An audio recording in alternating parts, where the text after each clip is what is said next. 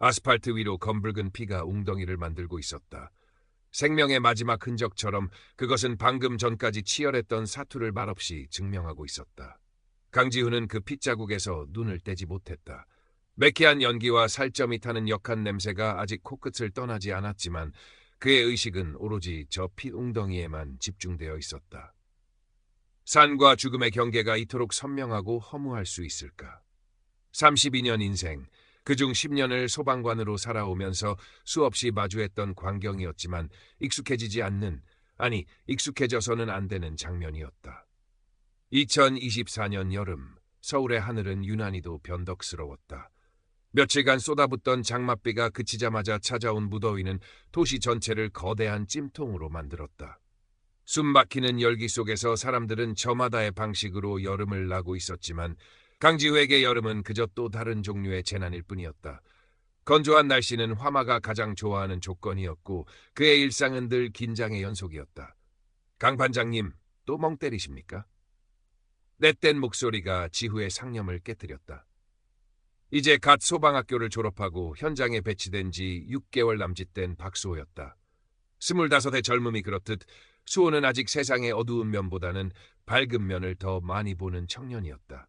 그의 눈에는 소방관이라는 직업에 대한 순수한 열정과 사명감이 가득했지만 지우는 그 눈빛을 볼 때마다 오래전 자신을 보는 것 같아 마음 한구석이 불편했다. 저 순수함이 언제까지 지속될 수 있을까? 이 지옥 같은 현장에서. 멍 때린 거 아니다. 생각 중이었다. 지우는 무심하게 대답하며 마지막 장비를 챙겼다. 방금 끝난 화재는 오래된 상가 건물의 전기 합선으로 시작된 작은 불씨가 삽시간에 건물 전체를 집어삼킨 사건이었다. 다행히 인명피해는 없었지만 삶의 터전을 잃은 상인들의 망연자실한 표정은 지후의 가슴을 무겁게 짓눌렀다. 그는 애써 그 감정을 외면했다. 감정에 휘둘리는 순간 이 일을 계속할 수 없다는 것을 너무나 잘 알았기 때문이다. 몇 년 전 바로 눈앞에서 동료를 잃었던 그날 이후로 지후는 자신의 감정을 두꺼운 벽 안에 가둬두는 법을 터득했다. 다음 주부터 휴가시죠? 계획은 세우셨습니까? 수호가 물었다. 특별한 건 없다. 아내 윤서아와 어린 딸 예빈이의 얼굴이 떠올랐지만 이내 고개를 저었다. 휴가라고 해도 딱히 할 일이 있는 것도 하고 싶은 일이 있는 것도 아니었다. 서아와는 이미 오래전부터 보이지 않는 벽이 존재했고 예빈이에게는 늘 바쁘고 피곤한 아빠일 뿐이었다. 어쩌면 이 직업이 그를 그렇게 만들었는지도 몰랐다. 아니, 어쩌면 그 자신이 이 직업을 방패 삼아 모든 관계로부터 도망치고 있는 것인지도. 왼쪽 팔뚝에 남은 희미한 흉터가 뜨끔거리는 것 같았다. 과거의 상처는 사라지지 않고 이렇게 불쑥불쑥 존재감을 드러냈다. 소방서로 복귀하는 길, 차창 밖으로 빠르게 스쳐 지나가는 도시의 풍경은 생경했다. 매일같이 마주하는 서울이었지만 오늘의 서울은 유난히도 낯설고 위태로워 보였다. 마치 거대한 화약고처럼 언제 어디서 터질지 모르는 위험을 안고 살아가는 도시. 그리고 자신은 그 위험의 최전선에 서 있는 존재. 문득 그는 자신이 이 도시의 안전을 지키는 것이 아니라 그저 끝없이 반복되는 재난의 뒤처리를 하고 있는 것은 아닌가 하는 깊은 회의감에 사로잡혔다. 반장님, 표정이 안 좋으십니다. 어디 불편하십니까? 수호의 걱정스러운 목소리에 지후는 그저 고개를 가로저었다. 이 젊은 후배에게 자신의 어두운 내면을 들키고 싶지 않았다. 아직은. 그날 밤 지우는 잠을 이루지 못했다. 옆에서 새근새근 잠든 서아와 예빈이의 숨소리가 유난히 크게 들렸다. 그는 조용히 침대에서 일어나 거실로 나왔다.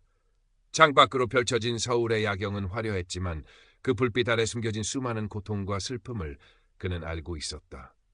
손에 잡히는 맥주캔을 따서 단숨에 들이켰지만 가슴속 답답함은 가시지 않았다. 이게 사는 건가?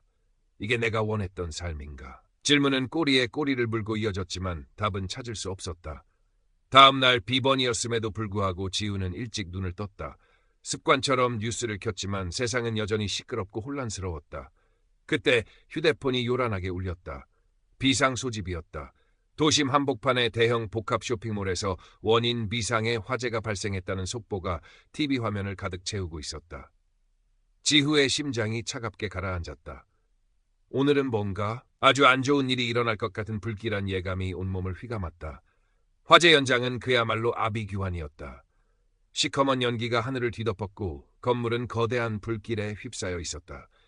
비명 소리와 구조를 요청하는 절규, 사이렌 소리가 뒤섞여 지옥도를 연출했다. 지우는 곧바로 현장 지휘본부로 달려가 상황을 파악했다. 건물 내부에 아직 수백 명의 사람들이 고립되어 있다는 보고였다. 강지우 반장, 3조 인솔에서 즉시 내부 진입. 최대한 많은 인명 구조난 수호, 너는 강 반장님 엄호하고. 지휘관의 명령에 지우는 짧게 대답하고 방화복을 챙겨 입었다. 그의 눈빛은 어느새 냉철한 소방관의 그것으로 돌아와 있었다. 하지만 그의 가슴 한구석에선 여전히 불길한 예감이 떠나지 않았다. 수호는 긴장한 표정이었지만 지휘의 지시에 따라 묵묵히 장비를 챙겼다. 정신 똑바로 차려라, 박수호. 여긴 훈련장이 아니다. 지우는 수호의 어깨를 한번 툭 치고는 먼저 불길 속으로 뛰어들었다. 뜨거운 열기와 유독 가스가 온몸을 짓눌렀지만 그는 아랑곳하지 않았다. 오직 생존자들을 찾아야 한다는 일념뿐이었다. 하지만 건물 내부는 이미 폭발과 붕괴가 시작되어 위험천만한 상황이었다. 여기저기서 터져나오는 불길과 무너져 내리는 구조물들을 피해 생존자들을 찾아 헤맸다. 반장님, 저쪽에 아이가... 수호의 다급한 외침이 들린 것은 그때였다. 희미한 아이의 울음소리를 따라간 곳에는 방화벽 근처에 갇힌 어린 여자아이가 있었다. 지후는 망설임 없이 아이를 향해 달려갔다. 하지만 그 순간 천장이 무너져 내리기 시작했다. 수호야! 피해! 지우는 본능적으로 소리치며 아이를 감싸 안았다. 그리고 수호가 자신을 밀쳐내는 강한 힘과 함께 거대한 굉음과 함께 모든 것이 암흑 속으로 빨려 들어갔다. 의식이 가물거렸다. 온몸이 부서질 듯한 고통과 함께 지우는 자신이 잔해더미 속에 파묻혀 있다는 것을 깨달았다. 희미하게 수호의 신음소리가 들려왔다. 수호야, 괜찮냐? 목소리는 갈라져 나왔지만 대답은 없었다. 지우는 필사적으로 몸을 움직여 수호를 찾으려 했지만 거대한 콘크리트 더미가 그의 몸을 짓누르고 있었다. 머리에서 흘러내린 피가 시야를 가렸다. 아, 이렇게 끝나는 건가? 예빈이 얼굴, 서아 얼굴이 차례로 떠올랐다. 미안하다. 정말 미안하다. 바로 그때였다. 시간이 멈춘 듯한 기이한 정적과 함께 지우는 자신의 몸이 가벼워지는 것을 느꼈다. 고통도 무게감도 사라졌다. 그는 천천히 위로 떠올랐다. 그리고 내려다보았다. 아수라장이 된 화재 현장, 필사적으로 구조 작업을 벌이는 동료들, 그리고 잔해 속에 깔린 자신의 일그러진 육신과 그 옆에서 미동도 없는 수호의 모습이 보였다. 이게 뭐지? 꿈인가? 하지만 모든 것이 너무나도 생생했다. 그는 마치 유령처럼 현장 위를 떠다니며 모든 것을 지켜보았다. 시간은 극도로 느리게 흘러갔다. 불길 속에서 타다 남은 아이의 작은 신발 한 짝이 눈에 들어왔다. 그 신발에는 방금 전까지 아이가 느꼈을 공포와 슬픔이 고스란히 담겨 있는 듯했다. 그 순간 지우는 그 아이의 감정뿐만 아니라 현장에 있는 모든 사람들의 두려움, 절망, 그리고 아주 희미한 희망까지도 자신의 것처럼 느꼈다. 모든 존재가 하나의 거대한 슬픔과 고통의 네트워크로 연결되어 있는 듯한 기묘한 감각. 그런데 이상하게도 그 속에서 그는 전에 느껴보지 못한 깊은 평온함과 안도감을 느꼈다. 마치 모든 것이 제자리에 있는 듯한 완벽한 조화 속의 일부가 된 듯한 느낌. 이대로도 괜찮아. 그런 생각이 저절로 떠올랐다. 얼마나 시간이 흘렀을까. 누군가 자신을 흔드는 느낌과 함께 지우는 다시 한번 극심한 고통 속으로 끌려 들어갔다. 희미하게 동료들의 목소리가 들려왔다. 정신 차려, 강지우! 그는 필사적으로 눈을 뜨려 했지만 다시 깊은 어둠 속으로 빠져들었다. 병원 복도에는 소독약 냄새와 함께 무거운 침묵이 감돌았다. 지우는 꼬박 이틀 만에 의식을 찾았다. 온몸은 붕대로 감겨 있었고 머리에는 둔한 통증이 남아 있었다. 그를 가장 먼저 맞이한 것은 초췌한 모습의 서아였다. 서아는 아무 말 없이 그의 손을 잡았고 그 손길에서 지우는 아내의 깊은 걱정과 안도감을 동시에 느낄 수 있었다. 수호는 어떻게 됐어? 가장 먼저 떠오른 질문이었다. 서아의 표정이 어두워졌다. 아직 의식불명이야. 머리를 심하게 다쳤다고. 지후의 가슴이 철렁 내려앉았다. 자신은 비교적 경상이었지만 수호는 생사를 넘나들고 있었다. 만약 수호가 잘못되기라도 한다면 그는 감히 상상조차 할 수 없었다. 죄책감이 파도처럼 밀려왔다. 자신이 조금 더 빨리 움직였더라면, 조금 더 신중했더라면 수호는 다치지 않았을지도 모른다는 생각이 머릿속을 떠나지 않았다. 그날 이후 지우는 깊은 절망과 무력감에 시달렸다. 밤에는 악몽에 시달렸고 낮에는 수호에 대한 죄책감과 자신을 짓누르는 삶의 허무함 때문에 숨쉬기조차 힘들었다. 병문안을 오는 동료들도 걱정하는 가족들도 그에게는 아무런 위로가 되지 못했다. 그는 마치 깊은 수렁에 빠진 것처럼 느껴졌다. 임사체험 중 느꼈던 그 기이한 평온함과 안도감은 한낱 꿈이었던 것처럼 느껴졌고 현실은 여전히 가혹하고 냉정했다. 그날 밤도 지훈은 잠들지 못하고 병실 침대에 누워 뒤척였다. 창밖은 칠흑 같은 어둠에 잠겨 있었고 병실 안에는 자신의 거친 숨소리만이 가득했다. 수호의 병실에서 들려오는 희미한 생명유지장치 소리가 그의 죄책감을 더욱 헤집었다. 차라리 내가 대신 다쳤더라면. 그는 수없이 되뇌었다. 그 순간 그는 자신도 모르게 간절히 빌고 있었다. 제발, 제발 수호를 살려주세요. 만약 신이 있다면, 기적이라는 것이 존재한다면 제발. 그의 눈에서 뜨거운 눈물이 흘러내렸다. 얼마나 시간이 지났을까. 지우는 문득 온몸을 감싸는 기이한 정적을 느꼈다. 병실 안의 모든 소리가 사라지고 오직 자신의 심장 박동만이 고요하게 울려 퍼지는 듯했다. 그리고 눈을 감고 있었음에도 불구하고 방 안을 가득 채우는 눈부신 빛을 느낄 수 있었다. 처음에는 희미했던 빛이 점점 강렬해지더니 이내 온 세상을 뒤덮을 듯한 황금빛 백색광으로 변했다. 그 빛은 너무나도 따뜻하고 부드러워서 지우는 마치 어머니의 품에 안겨있는 듯한 포근함을 느꼈다. 빛 속에서 그는 형언할 수 없는 무한한 사랑과 평화를 느꼈다. 그 사랑은 너무나도 거대하고 압도적이어서 그의 모든 죄책감, 슬픔, 절망감이 눈 녹듯 사라지는 것 같았다. 마치 우주의 근원과 하나가 된 듯한 황홀한 합일감. 그의 삶 전체가 과거의 모든 아픔과 상처, 심지어 그가 애써 외면하려 했던 자신의 나약함까지도 그 빛 속에서는 아무런 판단이나 비난 없이 있는 그대로 수용되는 것을 느꼈다. 그는 보았다. 자신이 동료를 잃었던 그 화재 현장, 두려움 때문에 순간 망설였던 자신의 모습을. 하지만 빛은 그것을 꾸짖지 않았다. 그저 그럴 수밖에 없었던 연약한 인간의 한계와 그럼에도 불구하고 다시 일어서려 했던 그의 용기를 말없이 감싸 안을 뿐이었다. 그는 또한 수호의 모습을 보았다. 아직 어둠 속에 있지만 아주 작은 희망의 불씨가 그의 안에서 꺼지지 않고 타오르고 있는 것을.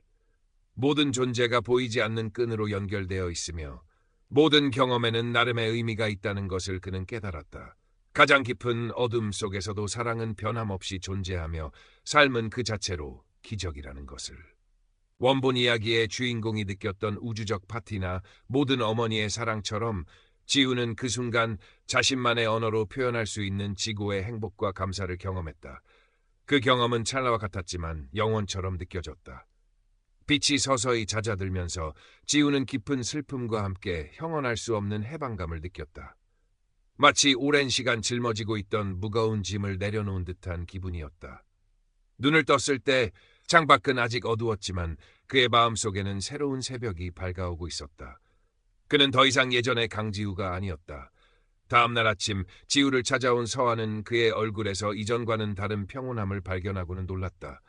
며칠 밤낮을 괴로워하던 남편의 눈빛이 마치 깊은 잠에서 깨어난 사람처럼 맑고 투명해져 있었다. 여보, 괜찮아요? 지우는 희미하게 미소 지으며 서아의 손을 잡았다. 응, 괜찮아. 아니, 전보다 훨씬 더 괜찮아진 것 같아. 그의 목소리에는 힘이 실려 있었다. 그날부터 지우는 조금씩 변화하기 시작했다. 더 이상 과거의 트라우마나 수호에 대한 죄책감에 얽매이지 않았다. 대신 그는 자신이 경험한 그 신비로운 빛과 사랑의 의미를 되새기며 하루하루를 살아갔다. 세상을 보는 그의 눈이 달라졌다. 이전에는 무심코 지나쳤던 일상의 작은 순간들, 창틈으로 스며드는 아침 햇살, 병원 화단에 핀 이름 모를 들꽃, 복도를 지나가는 사람들의 다양한 표정. 속에서 그는 살아 숨쉬는 생명의 경이로움과 보이지 않는 연결을 느끼곤 했다. 퇴원 후 그는 가장 먼저 수호의 병실을 찾았다. 여전히 의식이 없는 수호의 손을 잡고 그는 자신이 겪던 이야기를 직접적으로 하지는 않았지만 산과 죽음, 그리고 그 너머에 있는 어떤 거대한 존재에 대한 자신의 느낌을 조용히 이야기했다. 마치 기적을 염원하는 기도처럼. 집으로 돌아온 지훈은 서아와 예빈이에게 이전과는 다른 모습을 보여주었다. 서툰 솜씨지만 아침 식사를 준비하기도 하고 예빈이의 유치원 이야기에 진심으로 귀를 기울였다. 서아에게는 자신의 속마음을 조금씩 털어놓기 시작했다. 처음에는 어색해하고 혼란스러워하던 서아도 지후의 진심을 느끼며 조금씩 마음을 열었다. 그들 사이를 가로막고 있던 보이지 않는 벽이 서서히 허물어지고 있었다. 어느 날 지우는 예빈이의 손을 잡고 공원을 산책했다. 예전 같으면 스마트폰만 들여다보거나 빨리 집에 갈 생각만 했을 테지만 그날 그는 달랐다. 나뭇잎 사이로 부서지는 햇살의 아름다움, 바람에 실려오는 풀내음, 아이들의 해맑은 웃음소리 하나하나가 그의 가슴 속에 깊은 감동으로 다가왔다. 그는 예빈이를 번쩍 안아올리며 하늘을 향해 빙글빙글 돌았다. 예빈이의 웃음소리가 공원 가득 울려 퍼졌다. 그 순간 지훈은 진정한 행복이 무엇인지 깨달았다. 그것은 거창한 성공이나 소유가 아니라 바로 지금 이 순간, 사랑하는 사람들과 함께하며 느끼는 이 충만함이라는 것을. 얼마 후 기적처럼 수호가 의식을 회복했다는 소식이 전해졌다. 지훈은 한달음에 병원으로 달려갔다. 아직은 힘겹게 눈을 뜨고 있는 수호였지만 그의 눈빛에는 삶에 대한 의지가 반짝이고 있었다. 선배님, 그때 정말 죽는 줄 알았는데 이상하게 무섭지 않았어요. 뭔가 아주 따뜻하고 커다란 빛 같은 걸 본 것 같아요. 수호의 말에 지훈은 아무 말 없이 그의 손을 꼭 잡았다. 말하지 않아도 그들은 서로의 경험 속에 담긴 어떤 비밀을 공유하고 있음을 느낄 수 있었다. 복직한 지훈은 예전과는 다른 소방관이 되어 있었다. 여전히 화재 현장은 위험하고 참혹했지만 그는 더 이상 절망하거나 냉소에 빠지지 않았다. 대신 그는 모든 생명의 소중함을 가슴에 새기고 한 사람이라도 더 구하기 위해 최선을 다했다. 그의 눈빛에는 깊은 연민과 함께 흔들리지 않는 평온함이 자리 잡고 있었다. 동료들은 그의 변화를 감지했고 그의 긍정적인 에너지는 팀 전체에 좋은 영향을 미쳤다. 어느덧 시간이 흘러 겨울이 찾아왔다. 그날도 지우는 여느 때처럼 출동 명령을 받고 화재 현장으로 향하고 있었다. 사이렌 소리가 밤의 정적을 갈랐지만 그의 마음은 놀랍도록 고요했다. 차창 밖으로 펼쳐진 서울의 야경, 수많은 불빛 아래 오늘도 각자의 삶을 살아가는 사람들. 그는 더 이상 그 불빛들 속에서 위험과 비극만을 보지 않았다. 그 안에는 슬픔과 고통도 있지만 동시에 사랑과 희망, 그리고 서로를 지탱하는 보이지 않는 끈들이 존재한다는 것을 그는 알고 있었다. 그리고 자신은 그 연결의 한가운데서 작은 불꽃이나마 세상을 밝히는 역할을 하고 있다는 사실에 깊은 감사를 느꼈다. 화염과 연기가 치솟는 현장이 눈앞에 다가왔지만 그의 발걸음은 두려움 없이 단단했다. 그의 가슴 속에는 그날 밤 경험했던 신비로운 빛이 여전히 따뜻하게 타오르고 있었다. 마치 영원히 꺼지지 않을 등불처럼.